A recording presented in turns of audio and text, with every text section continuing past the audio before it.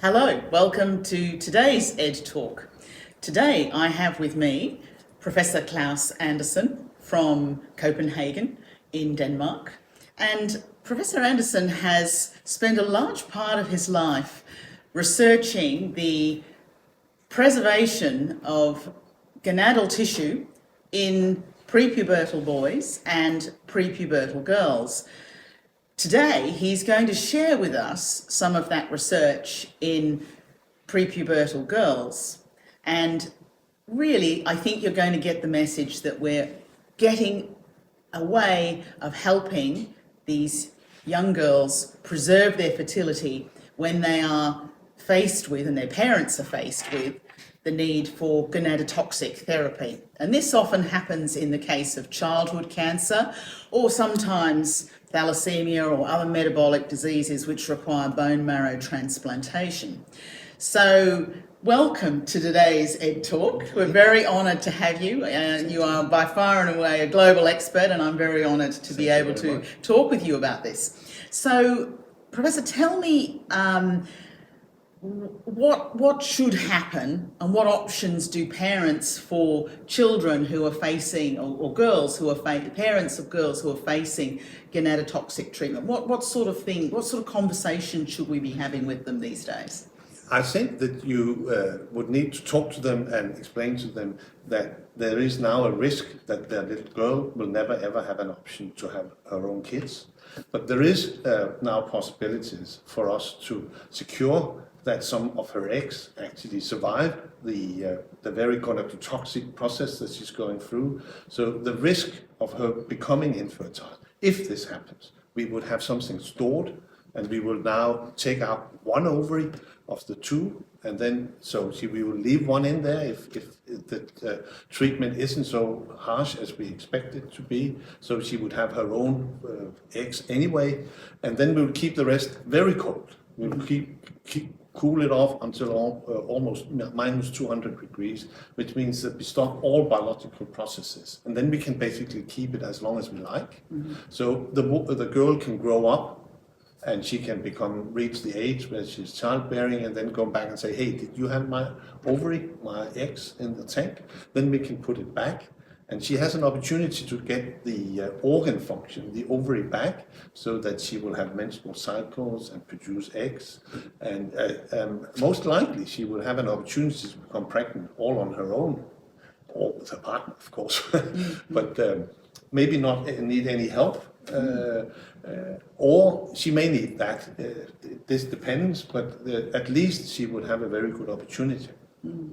So this is not a terribly common condition, that it's not a very prevalent condition. So it must be quite difficult to have centres of expertise in every country. So, but before we talk about that, can I ask, should the ovary be removed before or after the gonadotoxic treatment? Does it matter? Yeah, no, that matters very much. We do that before she's receiving any gonadotoxic treatment. So what we do is say she's at risk. She may lose all her eggs. So we take out half the pool. So one of the two ovaries, and then we freeze that, and then this is not exposed to the gonadotoxic substances which fight the cancer or the disease she's having, and then so this ovary is completely shaded from that, and therefore we can use it afterwards. I guess.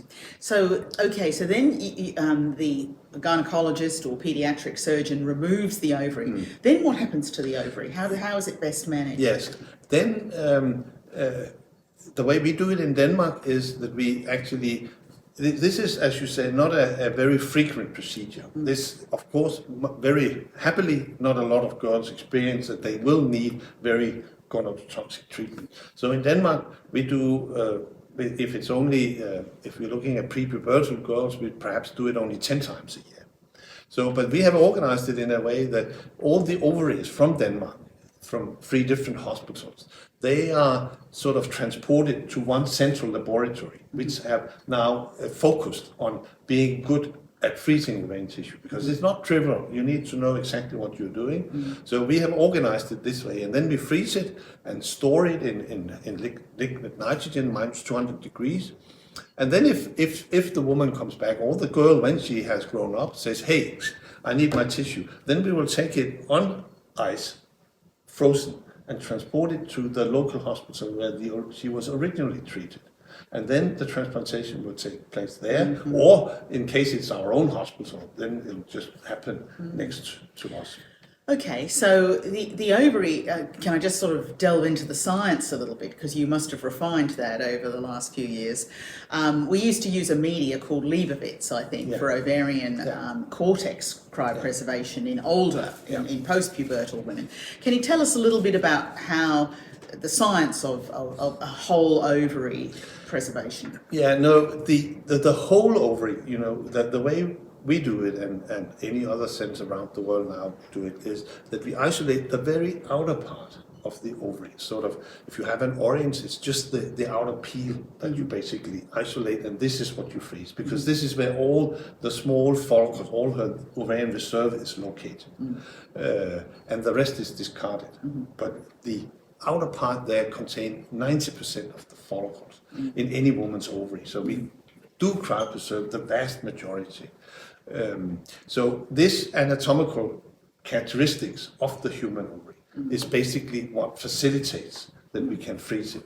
And we have done many experiments to figure out what the best solution would be, or the best cryoprotectant, those substances which should protect the cells when we freeze them is. And we have ended up with a media composition now where we know that during the freezing process, we are only losing 7% of the follicles. Only 7%. Yeah, wow. so it's not too bad. So Australia is a big country, and many countries in Asia Pacific, there would be big distances to cover for the ovary to travel in order to get to this laboratory that has this expertise. How much time have you got, and how do you transport the ovary?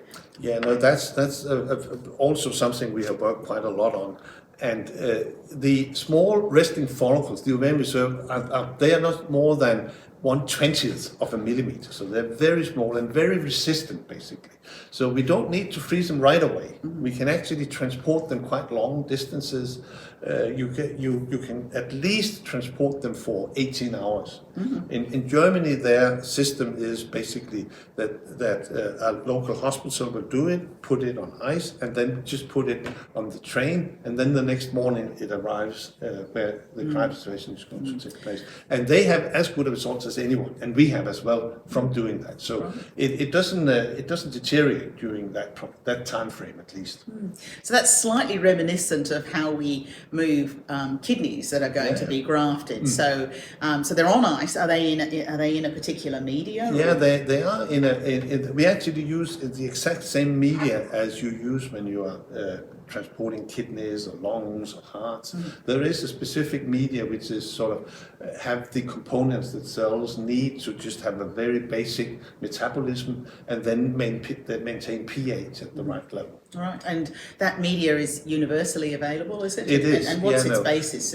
pH is important. Yeah, though the interesting thing is that if you use the media we normally use in assisted reproduction and cool them off, then the substances which maintain pH, they are actually affected by temperature. So the pH will increase. So this specific media contains another substance to maintain pH, which is temperature independent. So, but you need to be aware of that.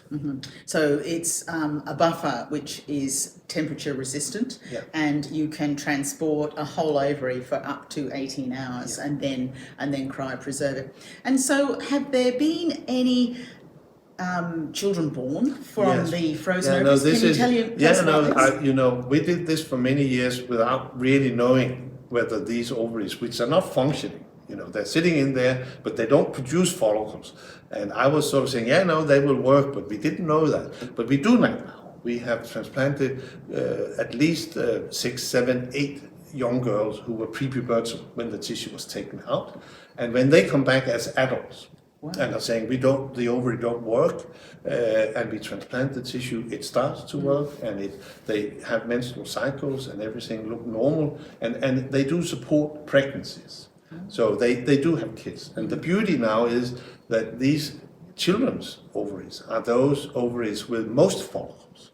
So they actually last quite a long time. So they have really a very good opportunity to use these. And so the ovary is sliced, isn't it, prior to its cryopreservation? So do you put all the slices back, or do you just put some? Or? Yeah, no, that's also something which people do a little differently around the world. We usually say that if the adult woman is coming and saying, now I want kids, we have Prince Charming out there waiting, it needs to be now, we do at least half to make sure that we put in a substantial pool of follicles.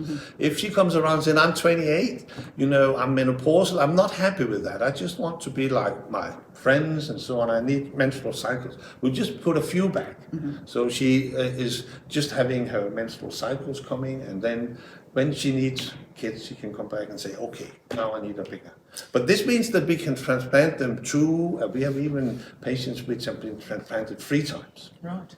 And what's the average duration of graft, or does that depend on how much tissue you put back? It does, and of course it also depends on the age of the woman when we do the freezing, because the older she is, the less follicles she has. But on average, we can do ovarian function for 5.5 years. But we have had women who have had menstrual cycles for more than 10 years. And we have also had some on the other side, which are only a year. But there's hardly anyone where it doesn't start to work. Right. And so do you put the ovarian graft back into the contralateral ovary or into the peritoneal sidewall, or does it matter where you place it? Yeah, no, so we always try to use the remaining ovary, but this is now postmenopausal, so often it's not very big. So it will only accommodate 4 to 5 pieces, and normally we have an additional 5 to 8 pieces, which we would then put into a peritoneal pocket. So we have it in 2 sites, and it's not, it's very random from where ovulation takes place. It's not that we are more happy to sit in the ovary. But this will shift. This will just jump from one side to another. Yeah.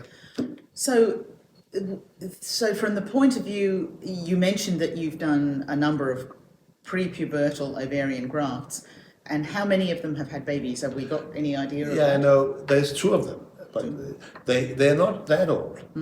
They come back and have the tissue, and some are just happy to have menstrual cycles. So okay, and then I don't know why, but some of them then split up. Suddenly they have their ovarian function again, and then something needs to happen, and so we'll see. We have had women who have been transplanted for 5 years, and then they become pregnant. So when we look at our success, from being a failure, 5 years down the line, you go to being a success. Right. So it's difficult to say. So we'll see. We'll see. So really, the message is that we need to develop units of expertise or laboratories that are used to and able to offer the service of cryopreservation of ovaries from pre-pubertal girls, and have that within a geographical region that can be reached within perhaps, say, 10 to 16 hours. And that unit reliably provides that service rather than all units providing that service on an ad hoc basis. Is that what you're saying? No, for sure. And then it's potentially that those strips can be, once they're cryopreserved, can be transported either to a centre of excellence like Klaus's or other units that may exist, or that treating unit that actually originally harvested the ovarian tissue may be able to do the autograft. And that is absolutely fascinating. Who would have believed that would be possible by 2024 and that we would already have some live births from that use of that technology? Thank you very much, Professor Anderson, for sharing your expertise and really a life's work. Well done. Thank you very much.